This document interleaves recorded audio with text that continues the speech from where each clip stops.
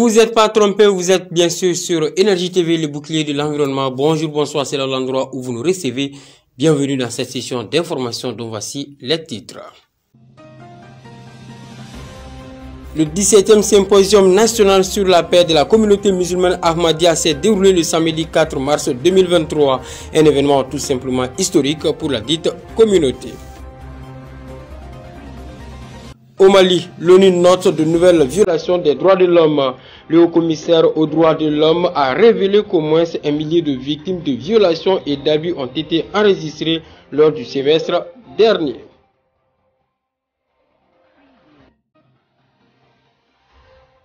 En fin de cette édition, ici la question du sport, précisément des arts martiaux avec le portrait de Maître Aïda Chama, une vraie battante qui honore le Mali.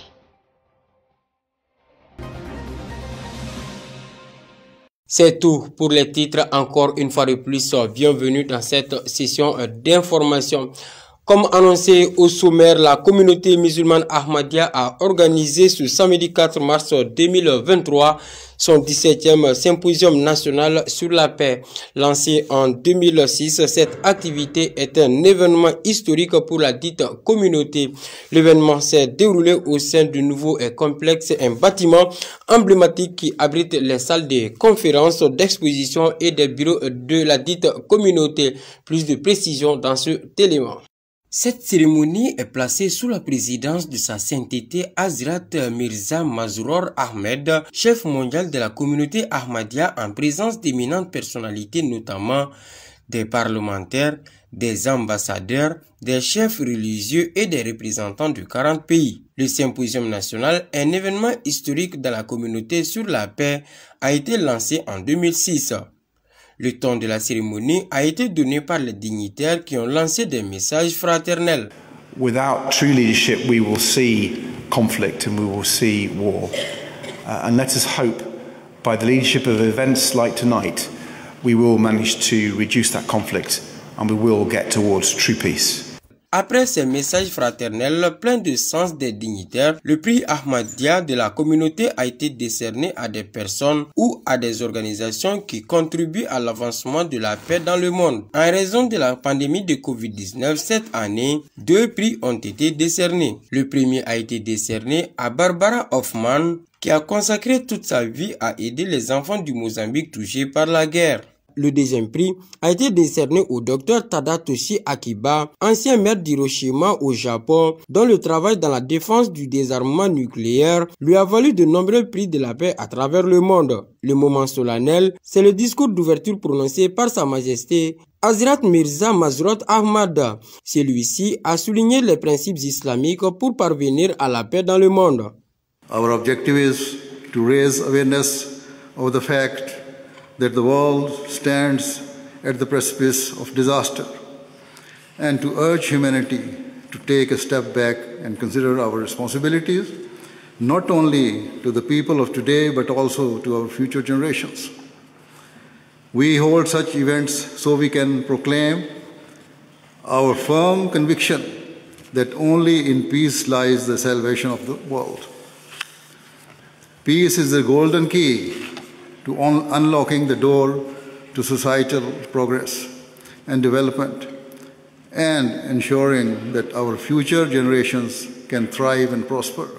Très touchés par la sagesse et le sens de responsabilité de l'allocution de Sa Majesté, les invités n'ont pas caché leurs impressions. Gave a very wise speech about how the world needs to come together and achieve peace and avoid nuclear war. Every person should look inwards.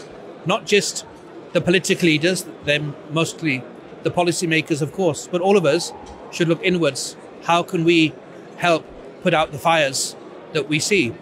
And I think we shouldn't think we can't. But if each of us think we can play a small role, maybe the combined effect is something significant.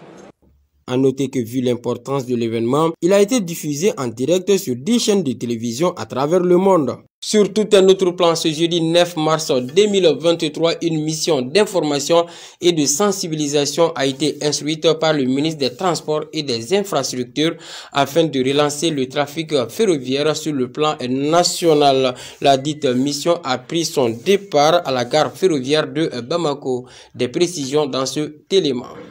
Cette mission s'inscrit dans le cadre d'une information et sensibilisation des populations ainsi que des autorités des localités riveraines à la relance très prochaine du trafic ferroviaire national. Des escales étaient prévues dans toutes les gares tout au long du trajet pour mieux expliquer aux populations et surtout leur redonner la confiance sur la reprise effective du trafic ferroviaire. À titre de rappel, la ministre des Transports et des Infrastructures avait lancé le 13 juillet 2022 la phase d'essai de la relance du trafic ferroviaire sur l'axe Bamako-Kaï, où elle avait expliqué que le président de la transition et le premier ministre ont donné instruction ferme de tout faire pour mettre en œuvre le plan de relance adopté en octobre 2020.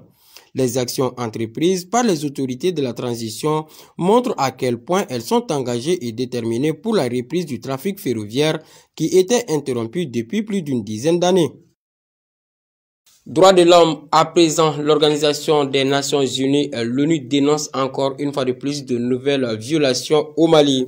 Le haut-commissaire aux droits de l'homme, Volker Turk, a révélé ce mardi 7 mars 2023 à Genève, lors de la 52e session du Conseil des droits de l'homme, qu'au moins 1 millier de victimes de violations et d'abus ont été enregistrées courant le semestre dernier. Ces faits sont donc imputables au groupe armées et aux forces armées maliennes selon le document. Les précisions dans ce élément.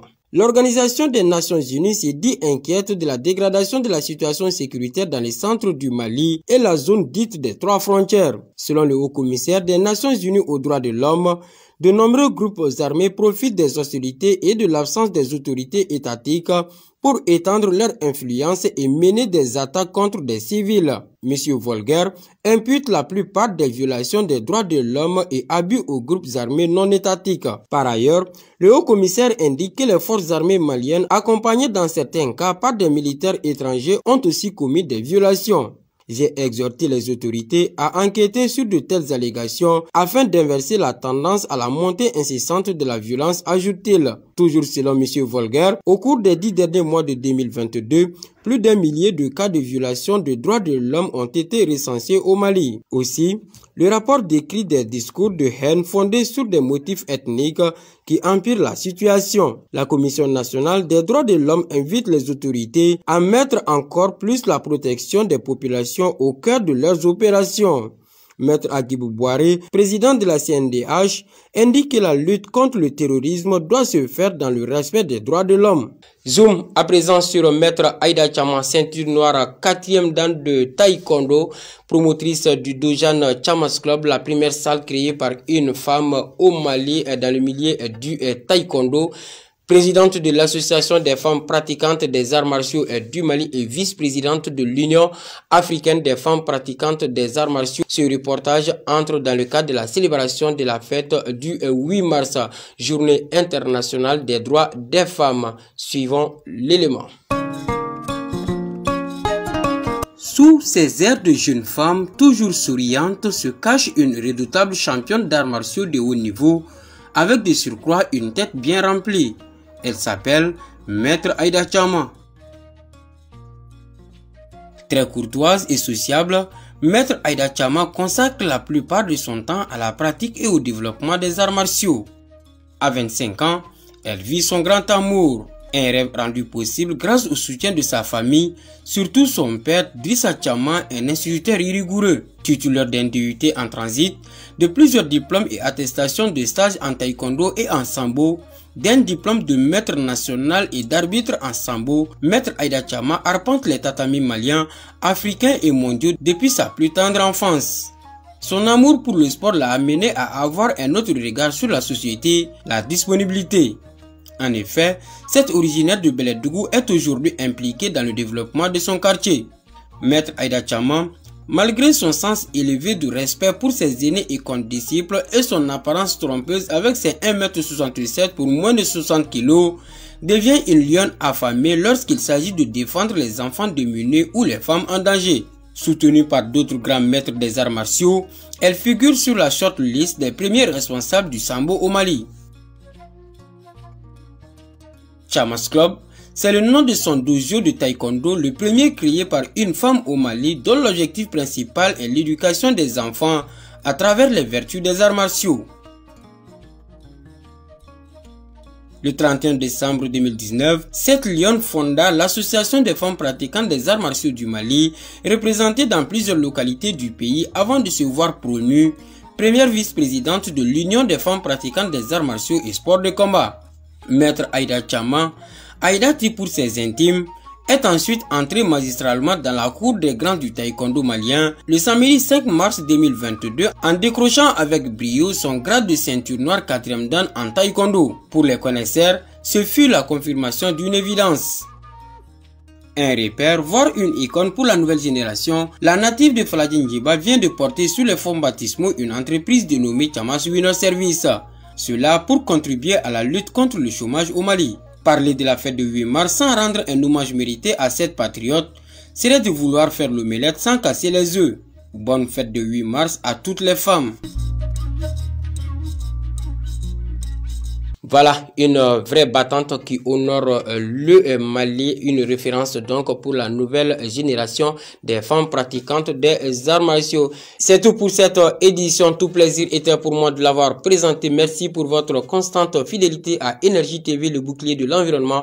Bonne suite des programmes en notre compagnie. Au revoir.